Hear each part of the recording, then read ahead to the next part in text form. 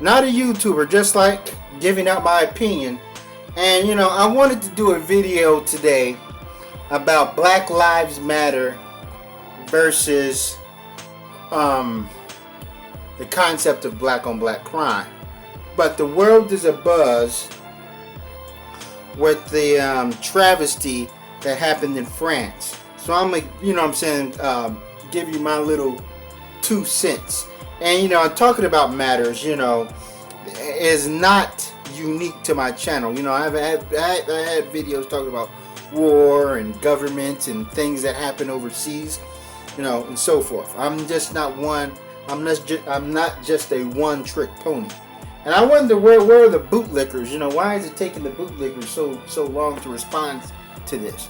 Yeah, well, because they can't blame it on black people. You know what I mean? They can't blame this on black women. So therefore, they have to wait until it kind of dies down. And then another incident where maybe a female who don't want to get up out of her chair gets tackled, and by a big white man, and then they can rush and make their video. But when it comes to this right here, yeah.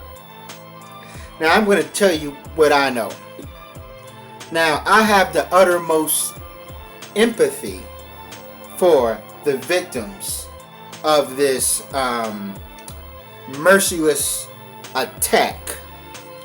But my thing is, there's definitely, what I mean, what does they say about black people, like the fake Negro rage or something like that. And that's what's happening here. I'm like, we need to have this sort of sorrow for everybody who falls victims to these type of malicious attacks and strikes, because not just this year in Kenya, there was some bomb that went off, killing 147 people. Yes, the news did cover it briefly. If you woke up late that day, you would have missed it. You see what I mean? And right now on Facebook, we got people, wanting to drape their pic with the colors of the French flag, which is, really the colors of the American flag, because that tells you, it's all, everybody's in line with one another, the same colors as the British flag. But where people draping their pics with the Kenyan flag when they got their terrorist attack.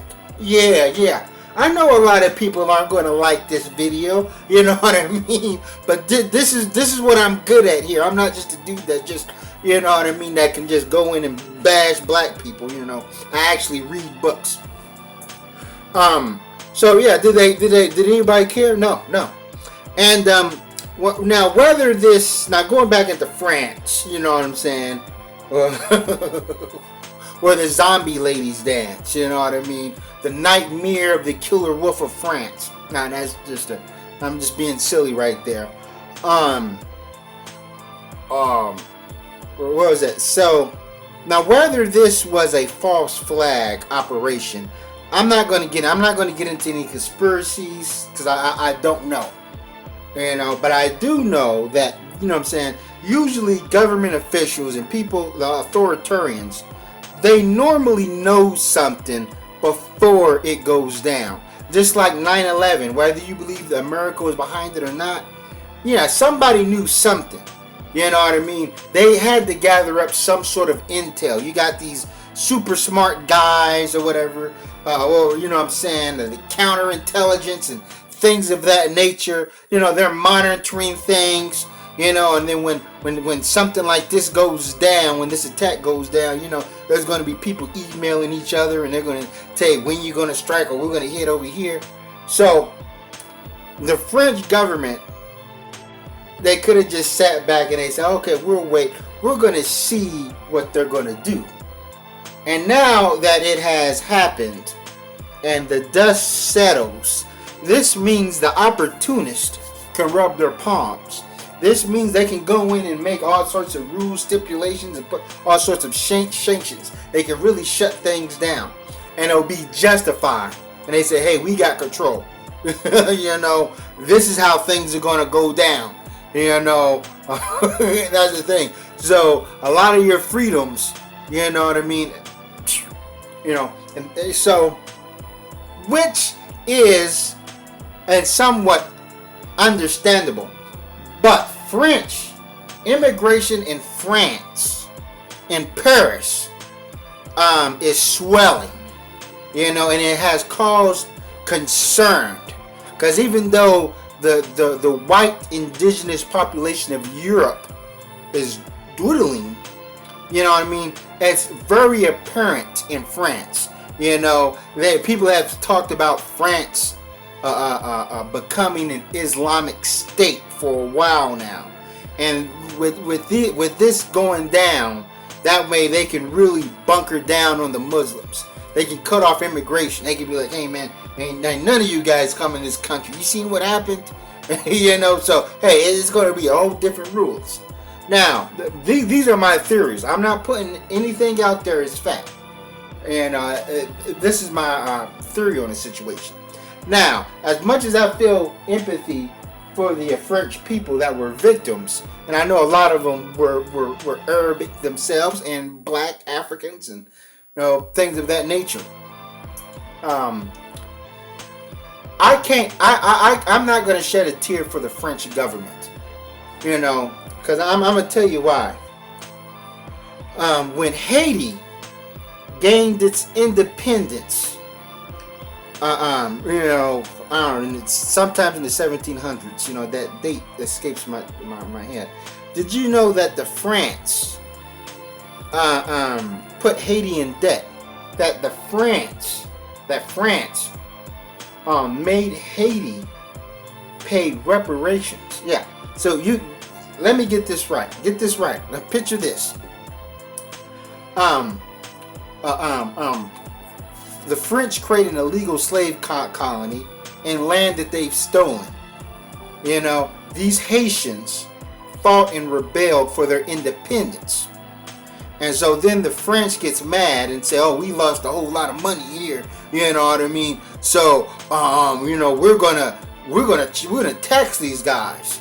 You know, this is your debt that you owe us. You owe us reparations. So the Haitians had to pay reparations to France, and quite a lump sum. It's to the sum of equal to $9 billion altogether. You know, and the debt did not get settled into 2008. 2008. Now that is preposterous. You know, you're you know what I mean? A slave colony fights for its freedom, and then you say that, oh well, you're gonna owe us this because we lost this investment. And the killer part is this is a poor country that already had its problems, you know, trying to develop itself, and then had to pay France, and they was paying them. You know, they did. They said, okay, you know, we're gonna pay them because we don't want France and Belgium and France team up with their buddies and really come here and storm on us. But the Haitians did defeat the French. Now, you may say that, oh, what does this have to do with anything? Well, I think about Pat Robertson's comment. Remember Pat Robertson when them Haitians died in that earthquake, when there was like this mysterious 10-minute earthquake in Haiti that didn't touch the Dominican Republic? Pat Robertson said the Haitians would be just being cursed by God. You know what I mean? They just got to go through, you know what I'm saying, one travesty after the next. You know. And I wonder what Pat Robertson will say about the French by this attack. Will he say, well, you know, the French, they did a whole lot of things, colonizing. They put not just Haiti, but Africa in debt.